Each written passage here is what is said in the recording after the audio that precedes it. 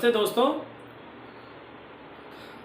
आज मेरे लिए बहुत खुशी का दिन है क्योंकि आज मेरा जन्मदिन है। सबसे पहले मैं अपने माता पिता को धन्यवाद देना चाहता हूँ जिनकी वजह से मुझे ये जीवन मिला और मैं इसके लिए जीवन पर्यंत उनका कृतज्ञ रहूँगा। साथ ही मैं अपने मेंटोर राजेश मामा जी, सोलंकी सर, अमजद अली सर और मेरे आध्यात्मिक गुरु आसाराम जी को भी धन्यवाद देना चाहता हूँ। और मेरे फ्रेंड संतोष सैनी, रामस्वरूप जी, सद्दाम खान, जत्तीलाल जी और मोटिवेशनल स्पीकर सोनू शर्मा, संदीप महेश्वरी जी, उज्जवल पाटनी जी, हर्षवर्धन जैन जी, इन सबको तहे दिल से धन्यवाद देना चाहता हूँ क्योंकि इन्होंने मेरे टाइम टू टाइम मुझे मोटिवेशन किया और मेरा मार्गदर्शन किया। आपका दोस्त Pankaj Kumar Meena, international motivational speaker and life coach. आज मैं वीडियो में बताने जा रहा हूँ आस्था या विश्वास के बारे में। ईश्वर में आस्था रखें या विश्वास रखें। अभी मैं एक बुक पढ़ रहा था, संकट सफलता की नींव है। उसमें आस्था के बारे में बताया गया था। तो ये एक स्टोरी के माध्यम से आपको समझाने जा रहा हूँ।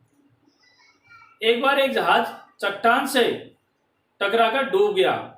उसमें सिर्फ एक व्यक्ति बचा दोस्तों, और वो एक वीरान टापू पे पहुंच गया।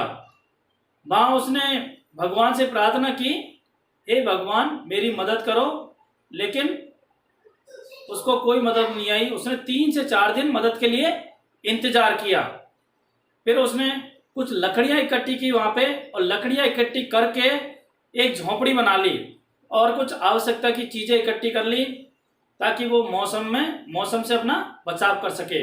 एक दिन वो शिकार करने गया तो उसने देखा कि टापू पे कुछ बिजली सी दिख रही है।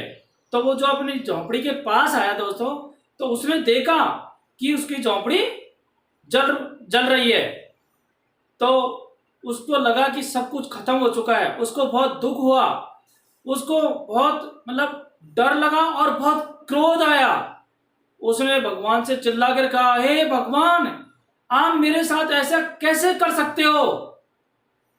लेकिन उसको आस्था थी भगवान के अंदर। उसने कहा, मुझे आस्था रखनी चाहिए, मुझे आस्था रखनी चाहिए। उस दर्द में भी उसको ऐसा लगा कि मुझे भगवान में विश्वास रखना चाहिए। फिर क्या हुआ, वो ऐसे रोते रोते परेशान होते होते सो गया। सुबह एक जहाज की आवाज से वो उठा तो उसने देखा कुछ जहाजी उसके पास आए। तो उसने पूछा उनसे कि तुम्हें कैसे पता चला कि मैं यहाँ पर हूँ? तो उन्होंने कहा कि आपने जो धुएं का संकेत किया था ना, उससे हमें पता चला कि आपको हमारी मदद की जरूरत है। तो दोस्तों, जब भी परेशानी या संकट आते हैं तो हम हतोत्साहित हो जाते हैं। हमें निराश नहीं होना चाहिए क्योंकि भगवान हमारी कितनी भी बड़ी चुनौती हो उसमें हमेशा मदद करते हैं। भगवान हमें जो चीज़ चाहते हैं उससे संबंधित चीज़ हमें जरूर देते हैं, क्योंकि भगवान के अंदर दोस्तों देर है लेकिन अंधेर नहीं।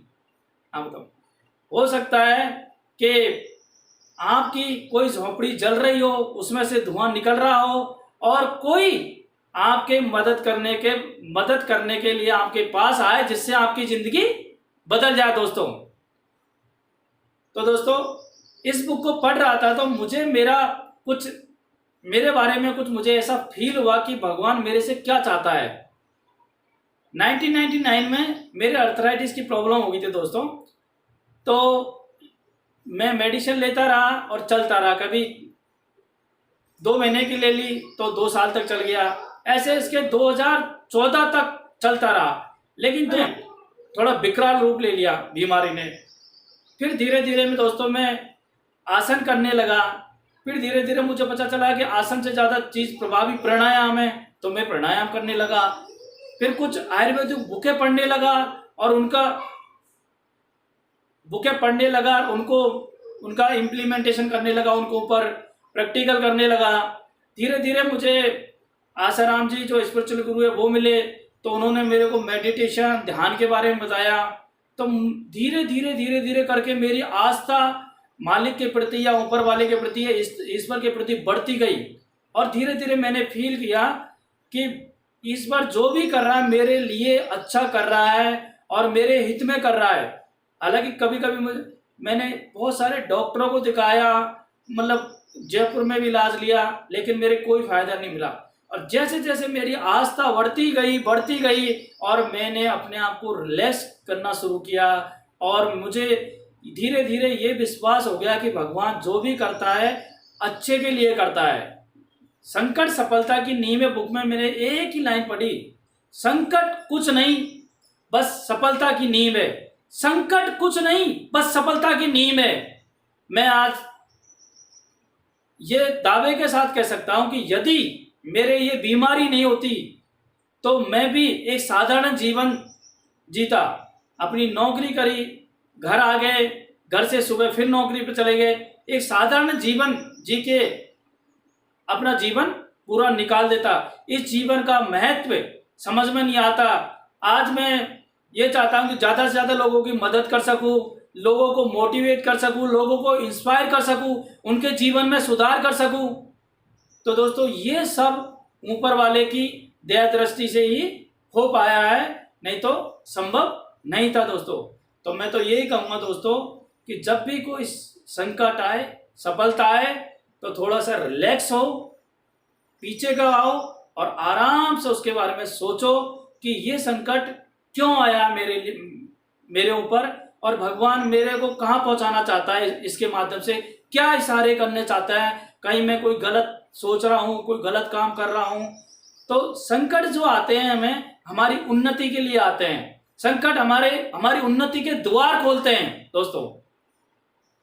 तो संकट और कुछ नहीं, सफलता की नींव है। Thank you for listen to me. Bye bye.